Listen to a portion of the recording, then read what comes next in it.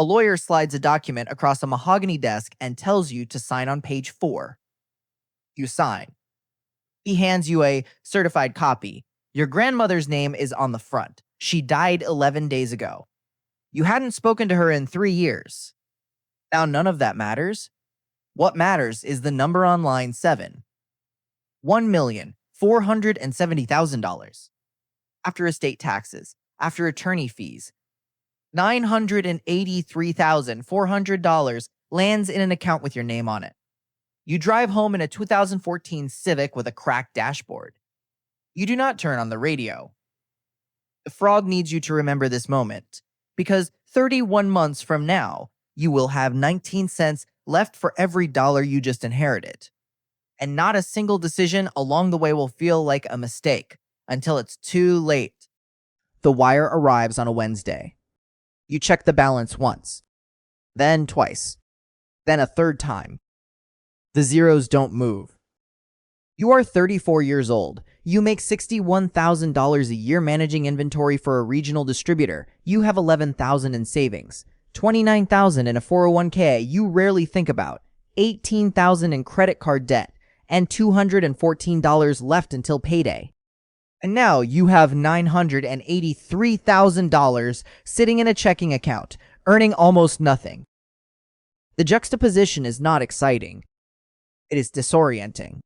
Like walking into a room where all the furniture has been moved 2 inches. Everything looks the same, but nothing feels right.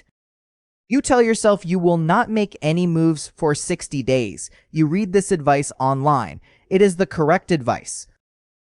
The frog would like to point out that you held for exactly 19 days. The car is a Mercedes GLC 300. Loaded, the dealer calls it pre-owned. It is 14 months old. The sticker says $58,900. You pay $54,200 after negotiating, which feels disciplined. You tell yourself this is practical. You've been driving something unreliable. This is a safety issue. This is responsible. You write the check and it doesn't even feel like money yet. It feels like permission. The frog has seen this before. That feeling, when money stops feeling like money and starts feeling like permission, that is the exact moment the clock starts ticking. The balance becomes $929,000. You do not track this consciously. You should. Then your mother calls. She has a situation. Your brother has a situation too. They are different situations presented in a single phone call. Your mother needs $22,000 to avoid foreclosure. She does not call it a gift. She calls it a loan.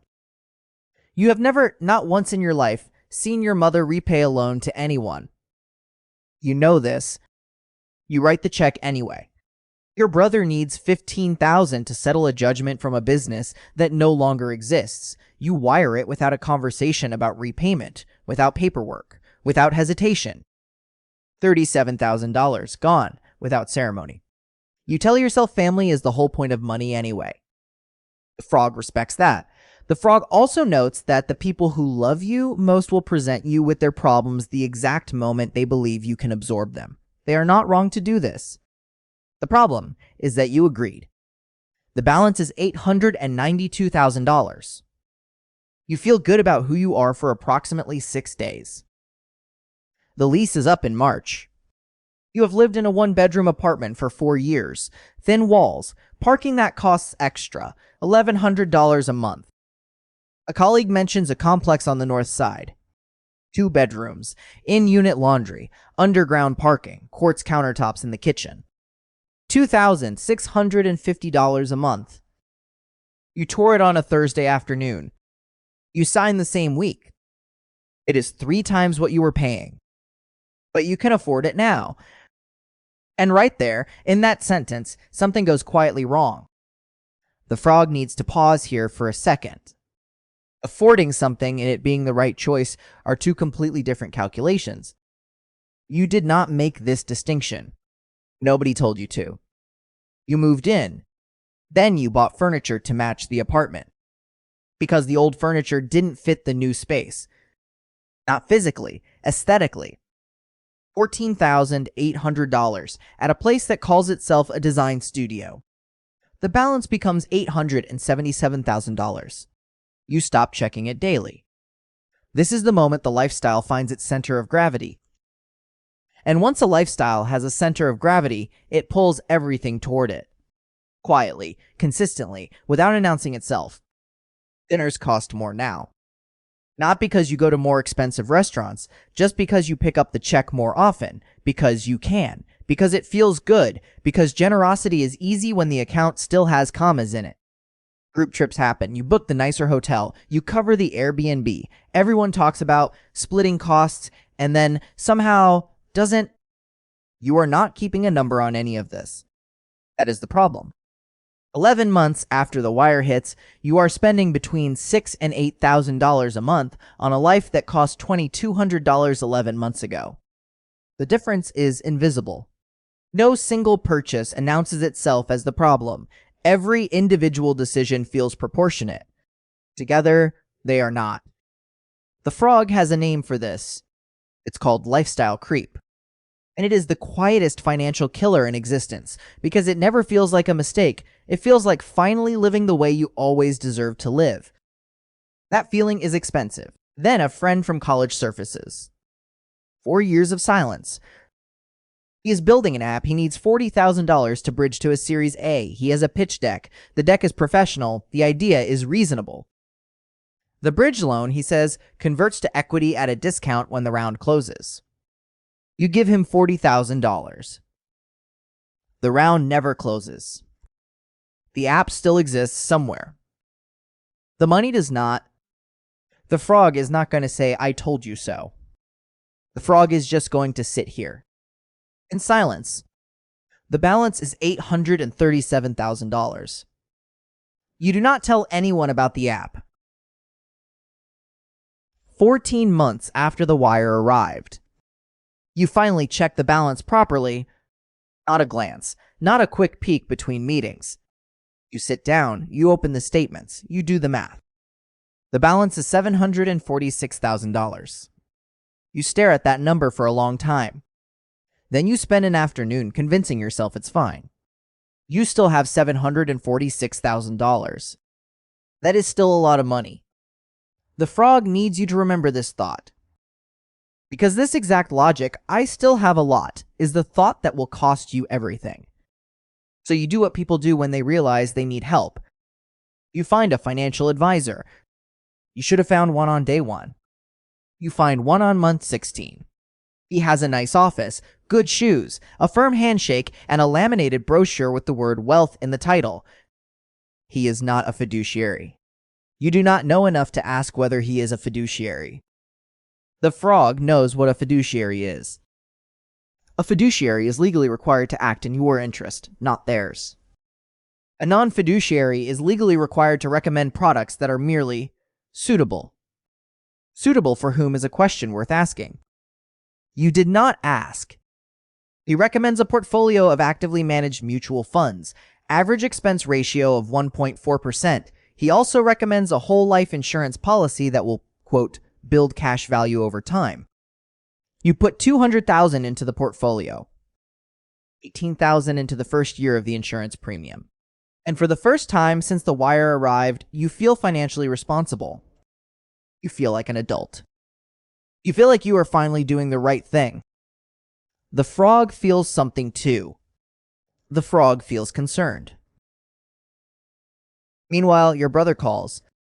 Not about the food truck that is quietly losing money. About a different thing. A storage facility, 3 hours south. A contact you met at a dinner through someone who knows someone. The kind of introduction that sounds more credible than it is because of how many people were in the room when it happened. The deal is this. $120,000 buys you a 20% equity position in a self-storage facility. 340 units, 71% occupancy. Projections show 88% in 18 months. Cash-on-cash return at stabilization, 14%. The pitch deck has charts. The charts have colors. The colors are very confident. You do not verify the occupancy numbers independently. You do not hire an attorney to review the operating agreement. You wire $120,000. The frog would like to remind you that you are a person who negotiated a car dealer down $4,000 and felt disciplined, and just wired $120,000 to someone you met at a dinner. Through someone who knew someone, without a single document reviewed by a lawyer. The balance outside investments, $38,000. This is the moment everything becomes structural. Not just bad decisions anymore, bad architecture. Your remaining liquid cash cannot absorb another mistake, and the mistakes are not finished. Month 4, the storage facility distributes $3,400. You feel relieved. Month 5, $2,100. You feel less relieved. Month 6, nothing. Your contact stops answering calls promptly. He answers eventually, always with a reason, always plausible, always just 1/4 away from stabilization. The frog has met this person before. Not this specific person, but this character, the one who is always 1/4 away, always just around the corner, always with a reason that is technically possible and practically never true. By month 9, you have received $5,500 total on a $120,000 investment. By month 12, the facility files for receivership. You receive a letter. Your recovery is estimated at 11 to 18 cents on the dollar. You do not open the follow-up letters immediately. And that, right there, is how you know you already understand what they contain. Back to the food truck. Month 22. Your brother calls with news and an apology that is genuine and completely useless simultaneously. The truck went back to the bank. The equipment was auctioned. Your 30% equity stake in a dissolved operation is worth exactly nothing. $58,000. Written off in your head in silence. Because there is no other direction. The mutual fund portfolio has declined 14% since you funded it. $200,000 in. Worth $172,000 now. Your advisor reassures you this is normal. He is technically correct. The 1.4% expense ratio is quietly permanent regardless of performance. He does not mention this. The frog mentions it now. Month 31. Sunday morning. You open the checking account. Not because you want to. Because you have to. The number is $34,700. You sit with that for a moment. $34,700. You started with $983,400. You have not been robbed. You have not been diagnosed with anything. You have not lost a job. You have not been through a divorce. You simply lived and made decisions. And the decisions made this. The apartment on the north side is gone. You are back in a 1-bedroom. $1,650 a month. The furniture from the design studio looks wrong in it. Not because it doesn't fit physically, because it belongs to a version of you that no longer exists. You sell most of it on Facebook Marketplace. $3,200. You paid $14,800. You keep the couch. The frog does not judge you for keeping the couch. Even the frog understands that some things you just keep. The Mercedes is still in the driveway. $714 a month. You are upside down on it by $9,000. You know you should sell it. You hold it anyway. Because selling it means absorbing the loss. And you are not ready to do that yet. So you pay $714 a month for 4 more months to avoid confronting a $9,000 number. This costs you an extra $2,856 to protect yourself from a feeling. The frog has watched humans do this exact thing 1,000 times. Pay real money to avoid a feeling. You finally trade it in. You absorb the hit. You drive home in a used Honda. The dashboard is intact. The window seals completely. You notice both of these things. You ask the advisor to liquidate the mutual fund. After fees, after taxes on the gains from the early months, the irony of paying taxes on a portfolio that ultimately lost money is not lost on you.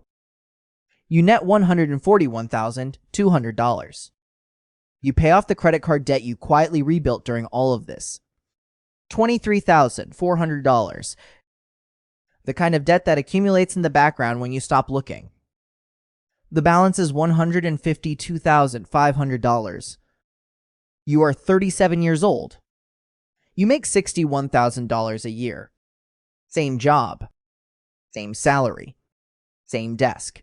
The only thing that changed is that you arrived there having learned something that cannot be taught in a classroom, a book, or a YouTube video about budgeting. The education cost $830,900. There is no refund mechanism. Here's what you know now that you did not know then. Liquidity is not wealth. A number in an account is not a plan. The people who love you will present you with their problems the exact moment they believe you can absorb them. They are not wrong to do this. The problem is that you said yes without a structure, without paperwork, without the courage to say, I love you, and the answer is no. Lifestyle is the quietest destroyer because it never announces a single catastrophic moment. It just raises your floor, slowly, consistently, until the floor is somewhere you cannot sustain. And investments made without documentation, without due diligence, without a lawyer reviewing a single line are not investments. They are donations, with the additional insult of feeling like strategy. The frog wants to tell you something important now. Not a tip, not a hack, not a 5-step framework. Just this. You did not inherit a fortune and get unlucky. You inherited a fortune and discovered, one deliberate choice at a time, exactly who you were before you were ready to know. Every mistake had a reason. The car was a safety issue. The family was the whole point of money. The advisor was finally being responsible. The storage facility was an opportunity. Every single reason was real. Every single reason made sense in the moment. And together, they built something that collapsed slowly. And then all at once. Your grandmother sat on money for 40 years. Never let it rewrite her life. Never upgraded the furniture. Never answered the calls with a checkbook already open. You thought that was restraint. Sitting in a one-bedroom apartment at 37 years old, with a clearer understanding of money than you have ever had in your entire life, you think it might have been something else entirely. You think it might have been wisdom so specific to her character that it was never transferable. Or maybe it was transferable, and you simply never asked. You will never know which one is true. She took that answer with her. On the day you signed on page 4, the Honest Frog doesn't sell courses. Doesn't have a newsletter asking for your email. Doesn't have a sponsor telling you to open a brokerage account today. Just a frog telling you the truth. Because someone should subscribe. It's free.